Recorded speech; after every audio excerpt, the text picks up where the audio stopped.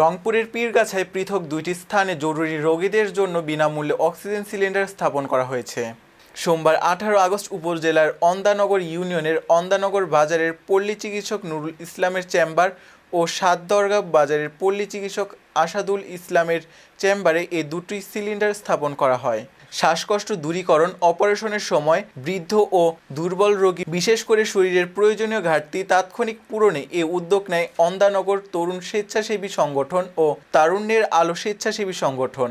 এ সময় বক্তব্য রাখেন সমাজসেবক মিজানুর রহমান রকি, জনতার চেয়ারম্যান খ্যাত মাহবুবুর রহমান, পল্লী চিকিৎসক আসাদুল ইসলাম ও নূর ইসলাম, অক্সিজেন সিলিন্ডারের উদ্যোক্তা সমর আলী, সাবেক ইউপি সদস্য মোশাররফ হোসেন, আবদুল্লাহ, পলাশ, আব্দুল হাই, আরিফ, রফিকুল, মাসুদ, রনি, রিশাদ, শাহিন, আলম সহ আরও অনেকে। অক্সিজেনের প্রয়োজন হয়, আর আমাদের এলাকায় অক্সিজেন না থাকার কারণে এইসব রোগীরা তারা নির্মম মুহূর্তে চলে যায়। এই জন্য আমরা এলাকার সচেতন লোকজন, এলাকার মুরব্বীদের নিয়ে আমরা একটা অক্সিজেন সিলিন্ডারের ব্যবস্থা করেছি ফ্রি সার্ভিস দেওয়ার জন্য। এটা আছে আমাদের সাতদরগা বাজারের আসাদুল ডাক্তার, যিনি পল্লী চিকিৎসক, তার দোকানে আমরা রাখছি। সেখান থেকে যে কেউ, এখানে কোনো বাধা ধরা নিয়ম নাই যে কে পাবে কে পাবে না, দল বল নির্বিশেষে, ধর্মবর্ণ নির্বিশেষে সবাই সেবা পাবে এখান থেকে, এবং সবার সেবার জন্য আমরা প্রস্তুত আছি। আসলে আমরা যে জায়গায় বাস করি, অন্যান্য ইউনিয়নের সাতদরগা বাজার এবং অন্দানগর বাজার, এই দুইটি বাজারের থেকে একটা রুগী যদি আমরা রংপুর নিয়ে যেতে চাই, তাহলে যেভাবে হোক 1 ঘন্টা সময় লাগে। সেক্ষেত্রে আসলে যারা অক্সিজেনের রুগী, যে রুগীটার অক্সিজেনের প্রয়োজন, এখান থেকে 1 ঘন্টার সময় লাগে, এতে অনেক রুগী আমাদের রিক্সে পড়ে যায়।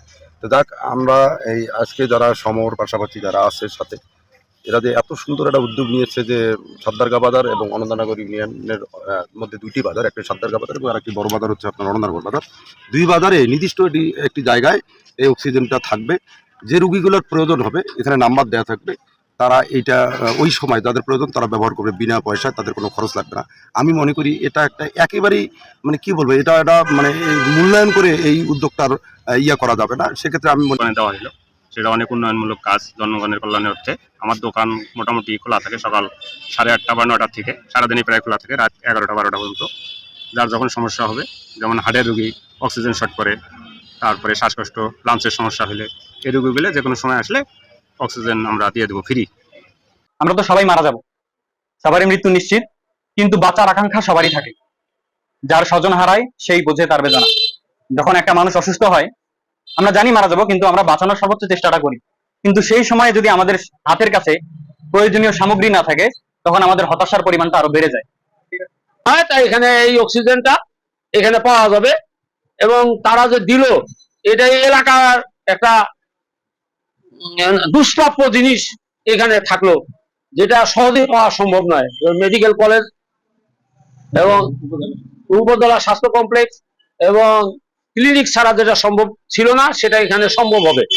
বর্তমান আমাদের ইউনিয়ন শুধু নয়, আমাদের ইউনিয়নের পার্শ্ববর্তী 2টা ইউনিয়নের জায়গা আমাদের সাথে সংযোগ। আমাদের এখানে প্রায় 50,000 লোকের বসবাস।